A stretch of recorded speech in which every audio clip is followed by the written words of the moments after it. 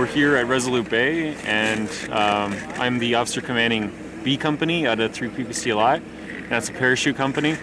So we actually conducted an airborne operation on Friday, about 48 hours ago, and then jumped into a drop zone, which is on the Arctic Ocean, just a kilometer and a half south of here. So yeah, the whole intention of this exercise is demonstrate readiness and work as one team with 38 Brigade, which is our reserve partners. And as well on the ground here we have Canadian Ranger Patrol Group, and a lot of them are Inuit from the local area who support us on this and help us on the ground. Canadians, us as a para group, I've jumped with a couple other countries. We exit the plane a lot faster than every other country I've worked with. But yeah, when you get all prepped, you've been standing there with your full equipment on. Some of the boys have rucks between their legs up to 150 pounds, and it's all weight right on your traps, and you're sweating, and you have all your winter kit on. It's brutal standing there, so when the green light to go comes on, you're gone. For this drop zone in particular, it's 22 people or 22 seconds, and once the green light goes on, it's a very exact amount of time that the aircraft has over the drop zone, and once the red light goes on, nobody else can go.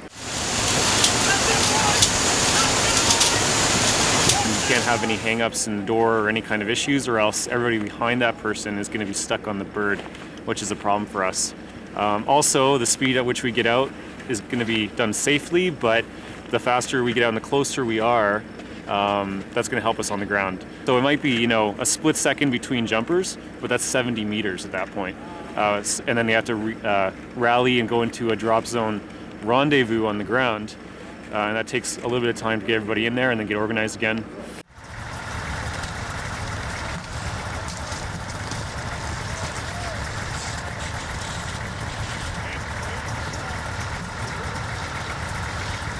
Honestly, you ever seen Star Wars? The planet Hoth? That's what I thought I was jumping into. This is the furthest north we've ever been, and I feel very lucky to be in the position I am in my job, where I've got to go to Germany and the Czech Republic and Poland and travel to other places to go jump with other countries. And just coming up here, I know it's still Canada, but it feels like a completely different world, and it looks different, and it feels different, and the night sky is clear, and it's nice to kind of just to take a pause once in a while and realize where you are and what you get to do. There you go.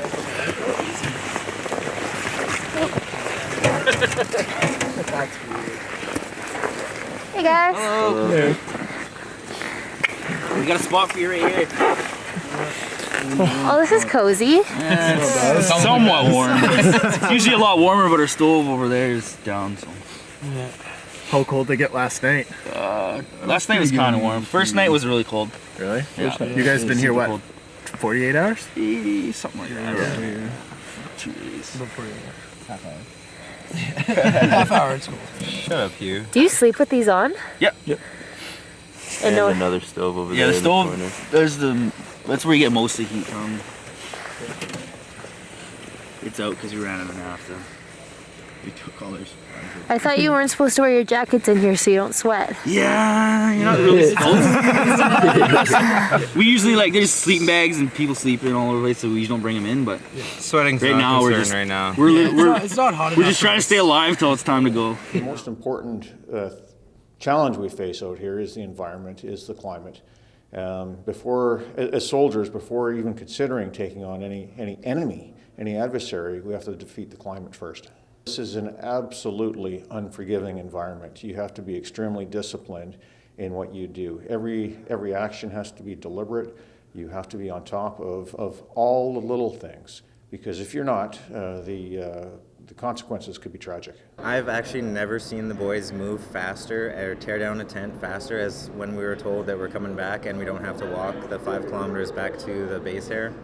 I've never seen the boys move faster. It was very nice to get inside, and once everything's said and done, you get here, there's still unpacking and work to be done, but once all that's said and done and they're in here and they're lined up for a hot meal and they can smell it and it's not frozen peaches out on an iceberg, it's just comforting. It feels good. You can kind of breathe easier. I'm quite happy with what we were able to do up here.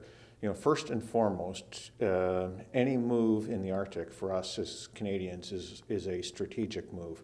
We were able to project force up from Edmonton, relatively short order, and get soldiers on the ground. It just shows the viability, the continued viability of parachute forces in the Canadian military. So that was the biggest challenge, was the force projection. Secondly is the logistics. How do you sustain these people on the ground? And we were able to do that as well. And then thirdly is accomplishing the objective. So overall, exercise has been a success.